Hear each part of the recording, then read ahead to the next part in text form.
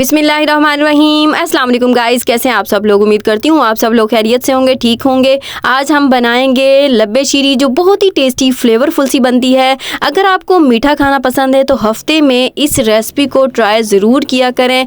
अगर आप हेल्दी रहना चाहते हैं, फिट फाट रहना चाहते हैं, क्योंकि इसमें जाते हैं कुछ फ्रूट्स भी। लब्बे शीरी बनाने के लिए मैंने यहाँ पर एक पतीला ले लिया है। इसमें शामिल करूँगी 3 लीटर दूध, जो फुल क्रीम दूध होता है, फ्रेश दूध मतलब कि कच्चा दूध इसमें शामिल कर देंगे और इसको कवर करेंगे। जैसे ये थोड़ा सा गर्म होगा तो इसका कवर हटा देंगे ताकि ये उबल ना जाए, और चम्मच की मदद से इसको इस तरह हिलाएं जुलाएंगे। जैसे ही इसको 2-3 बॉयल आ जाएंगे तो इसमें शामिल कर देंगे 1 कप चीनी। चीनी आप अपने टेस्ट के अकॉर्डिंग कम या ज़्यादा कर सकते हैं। जब तक चीनी दूध में मेल्ट होती है तो हम अपना दूसरा काम कर लेते हैं।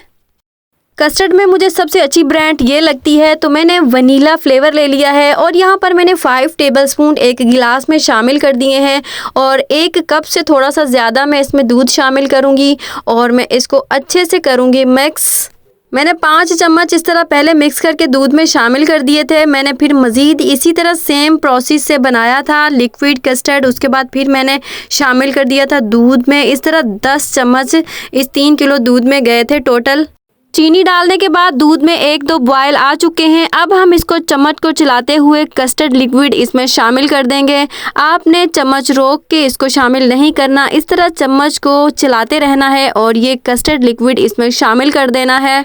अब हम इसको मीडियम फ्लेम पर पकाएंगे तकरीबन 7 से 8 मिनट के लिए, ताकि ये थोड़ा सा थिक हो सके और इसका कच्चापन दूर हो सके। तो ये थिक नहीं हो रहा था तो मैं पहले भी आपको बता चुकी हूँ, मैंने 5 टेबलस्पून कस्टर्ड के दूध के अंदर मिक्स करके और शामिल किया था। तो ये देखें इसकी जो कंसिस्टेंसी है, इसका टेक्सचर बिल्कुल ठीक है। अब ये तैयार है। तो हमने इसको तकरीबन 8 मिनट के लिए पकाया है। अब चूल्हे से उतार देंगे। नाउ गाइस, चम्मच चलाते हुए इसको ठंडा कर लेना है और उसके बाद इसको रख देंगे फ्रिज में और सुबह देखेंगे इसको।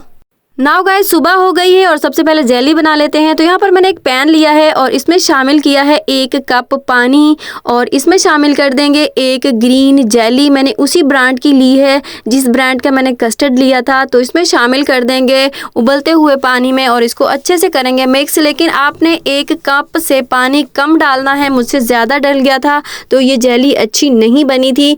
तो अब इसको मैंने एक प्लेट में ट्रांसफ़र कर देना है और रूम टेम्परेचर पे इसको करेंगे ठंडा, और उसके बाद इसको फ्रीज़र में रख देना है। अब सेम प्रोसेस से दूसरी जेली बना लेते हैं। तो यहाँ पर मैंने 1/2 कप पानी शामिल कर दिया है। जैसे इसको बॉयल आएगा तो मैं इसमें शामिल कर दूंगी रेड जेली पाउडर फुल, और मैंने वही उसी ब्रांड की ये भी जेली है, और इसको अच्छे से करेंगे मिक्स।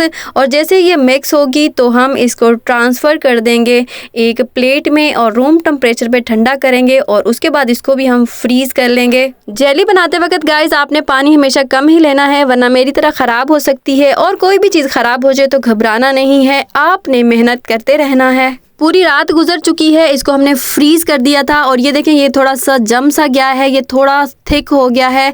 अब इसको हम अच्छे से करेंगे मिक्स और एक विस्कर की मदद से इसको विस्क कर लेंगे, अच्छे से इसको फेंट लेंगे। आपने घबराना नहीं है। अगर आपके मेहमान आने वाले हैं तो फटाफट कस्टर्ड को इस तरह बना के फ्रिज में रखें और सुबह इसके ऊपर लब्बे शीरी का प्रोसेस कर दें, तो ये आपका टाइम भी बच जाएगा और ये बहुत ही टेस्टी फ्लेवरफुल सी ठंडी ठंडी उसी वक्त आप इसको सर्व कर सकते हैं।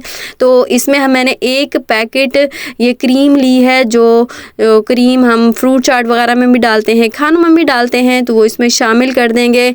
तो इसको अच्छे से करेंगे मिक्स।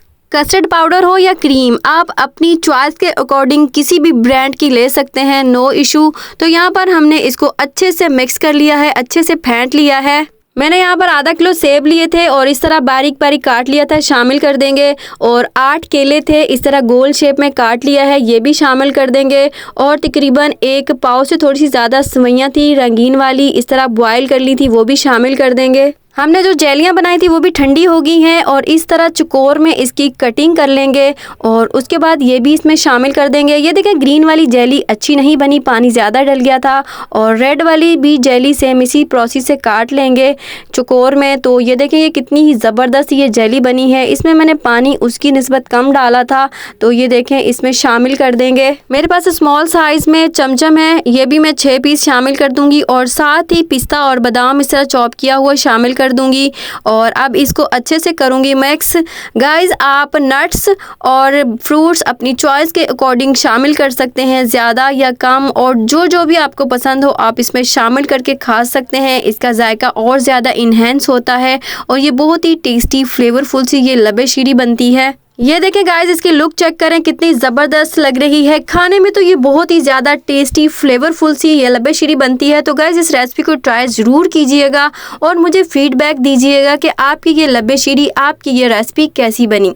गाइस अगर आपको इस तरह की थिक लबे शीरी पसंद नहीं है तो एक दफ़ा इसको ट्राई ज़रूर करके देखें। ये मैंने अपनी पसंद की बनाई है और आपको यकीन माने इतनी पसंद आएगी कि आप हर दफ़ा इसी तरह की लबे शीरी बना के खाना पसंद करेंगे। लबे शीरी की अच्छे से मिक्सिंग कर ली है, अब इसको डिश आउट कर लेते हैं। स्पैचुला की मदद से देर हो जाएगी तो हम इसमें पूरा पतीला ही अंडेल देते हैं। तो ये देखें माशाल्लाह से कितनी ज़बरदस्त लग रही है और आप इसके ऊपर फ्रूट्स की गार्निश कर सकते हैं, ड्राई फ्रूट्स की कर सकते हैं। मैं थोड़ा रफली इसको थोड़ी इसकी गार्निश कर रही हूँ। आप अपनी चॉइस के अकॉर्डिंग जितनी इसकी खूबसूरती इन्हेंस करना चाहते हैं कर सकते हैं।